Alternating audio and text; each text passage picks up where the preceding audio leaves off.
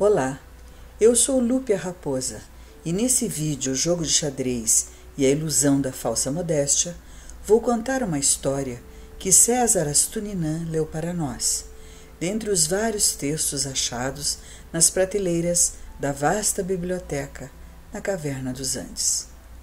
Apresentou-nos a Nuna Sapak, nosso amigo alado, a Mal, o Puma e a mim, um pequeno livro que ele segurava como um tesouro, e nos disse que aquele texto ele conhecia muito bem e julgava haver ali alguns dos mais valiosos ensinamentos para o ser humano. Um pequeno livro, O Homem que Calculava, de Malbataan. O capítulo 16 do texto conta a famosa lenda sobre a origem do jogo de xadrez e ensina algo sobre a ilusão da falsa modéstia, que pode confundir até os mais poderosos governantes.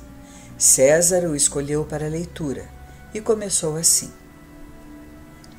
Beremis Samir, o homem que calculava, narrou ao califa de Bagdá as circunstâncias numa época tão remota que sua data exata se perde no tempo, em que um poderoso rei de uma província da Índia, Taligana, viveu e comandou seus exércitos durante uma guerra terrível. O rei, o senhor Yadava, era o mais poderoso soberano da sua época e era também um bom rei. Como estrategista militar, era brilhante, com invulgar talento para a arte da guerra. Então, ele foi vitorioso, mas às custas das vidas de muitos jovens guerreiros, inclusive a de seu primeiro e muito amado filho, o príncipe Adjanir. O príncipe foi sacrificado em decorrência de uma ordem decisiva do rei, em um momento terrível da batalha, para garantir aos exércitos do seu pai a vitória final. Vitorioso, mas preso de uma tristeza profunda, o rei voltou aos seus domínios e ao fabuloso palácio de Inhambra, mas ordenou que não se realizassem os costumeiros festejos das vitórias, que se cancelassem as festas e as ruidosas celebrações. Encerrou-se nos seus aposentos ordenando pesado silêncio à sua volta, que só seria quebrado quando assuntos muito urgentes, que só podiam ser decididos por ele e mais ninguém, lhe eram trazidos pelos Brahmanes, uma caça de sábios sacerdotes. Assim passaram-se dias, semanas, meses. O bom rei, preso na sua tristeza infinita por haver sacrificado o próprio filho, não conseguia superar o vazio da sua alma.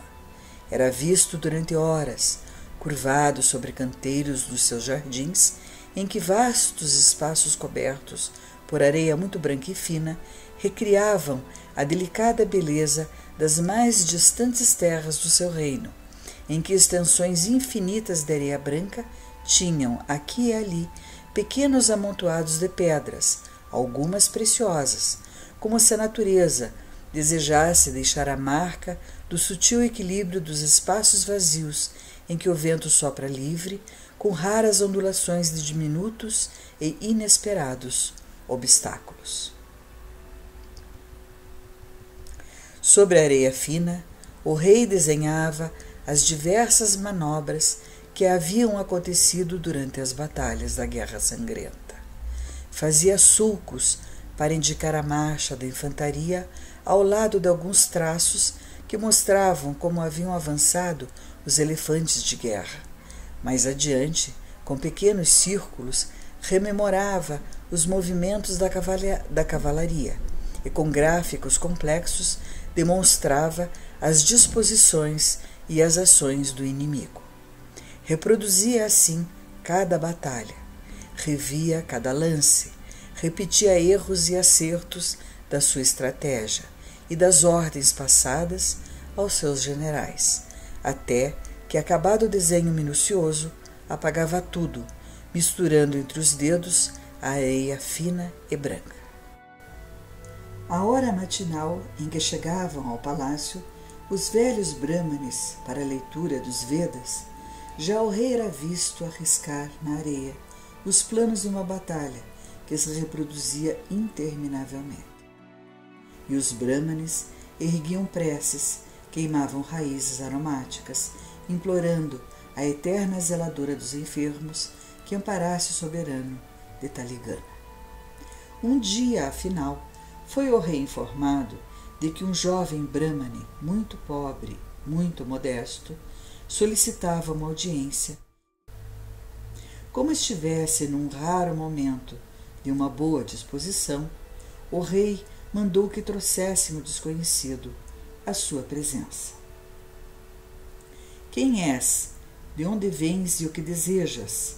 Daquele que, pela vontade de Vishu, é o rei e senhor de Taligana? Meu nome, respondeu o jovem brahmane, é Laur Sessa, e venho da aldeia de Namir. Ao recanto em que eu vivia, chegou a notícia de que o nosso bondoso rei arrasta seus dias em meio de profunda tristeza, amargurado pela ausência de seu filho. Por isso, inventei um jogo que pudesse distraí-lo e abrir em seu coração as portas de novas alegrias. O que o jovem Sessa trazia ao rei consistia num grande tabuleiro quadrado dividido em 64 quadradinhos, ou casas iguais. Sobre esse tabuleiro colocavam-se não arbitrariamente duas coleções de peças que se distinguiam uma da outra por suas cores branca e preta, repetindo, porém, simetricamente os engenhosos formatos e subordinados a curiosas regras que lhes permitiam movimentarem-se de vários modos sobre o tabuleiro. Sessa explicou pacientemente ao rei, aos vizires e cortesãos que rodeavam o monarca, em que consistia o jogo, ensinando-lhes as regras. Cada um dos partidos dispõe de 8 peças pequeninas. Os peões representam a infantaria. Secundando a ação dos peões, vêm os elefantes de guerra, representados por peças maiores e mais poderosas. Em seguida, a cavalaria, indispensável no combate, aparece, igualmente no jogo, simbolizada por 2 peças que podem saltar como 2 corcéis sobre as outras. E para intensificar o ataque, incluem-se, para representar os guerreiros, cheios de nobreza e prestígio, os 2 vizires do rei. Outra peça dotada de amplos movimentos, mais eficiente e poderosa do que as demais, representará o espírito da nacionalidade do povo e será chamada a rainha.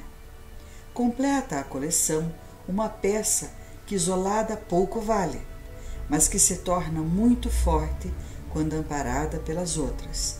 Essa peça é o rei. O rei Yadava estava entusiasmado. Falou ao Brahmane. Movendo essas tão simples peças, aprendi que um rei nada vale sem o auxílio e a dedicação constante dos seus súditos, e que às vezes o sacrifício de um simples peão vale mais para a vitória do que a perda de uma poderosa peça. Quero recompensar-te, meu amigo, por esse maravilhoso presente, que de tanto me serviu para o alívio de velhas angústias.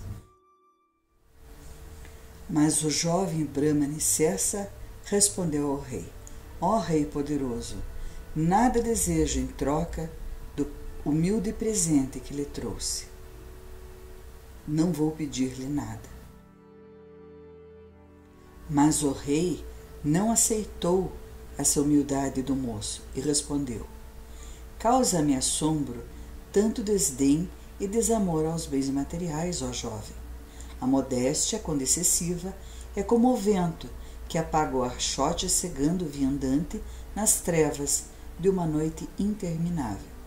Exijo, portanto, que escolhas, sem mais demora, uma recompensa digna do teu valioso presente.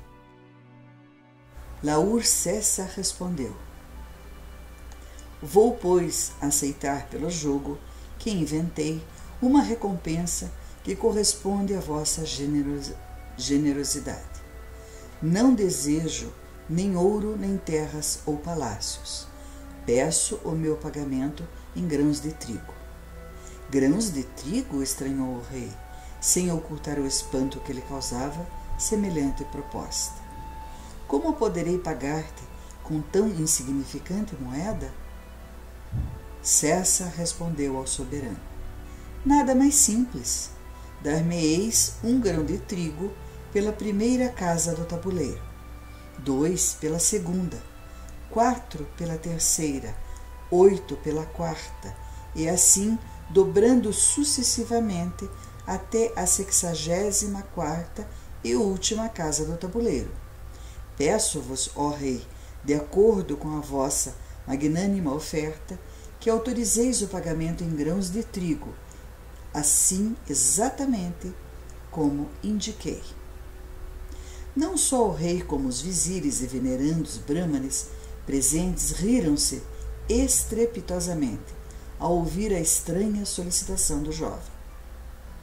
Insensato, clamou o rei, onde fosses de aprender tão grande desamor à fortuna? No entanto, que assim seja. Se queres essa ridícula recompensa, a terás.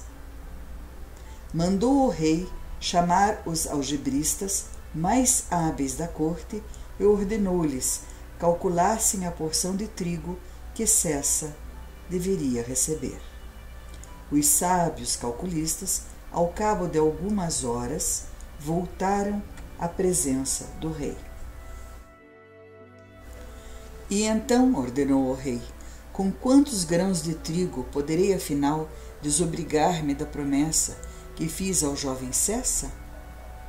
Rei magnânimo, declarou o mais sábio dos matemáticos.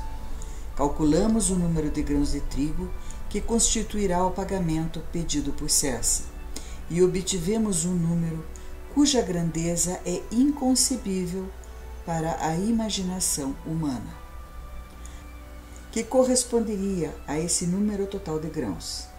E chegamos à seguinte conclusão: a porção de trigo que deve ser dada a Laur Cessa equivale a uma montanha que, tendo por base a cidade de Taligana, seria 100 vezes mais alta do que o próprio Himalaia. A Índia inteira, semeada em todos os seus campos, em todas as suas cidades, não produziria em 2000 séculos a quantidade de trigo que, pela vossa promessa, cabe em pleno direito ao jovem Cessa.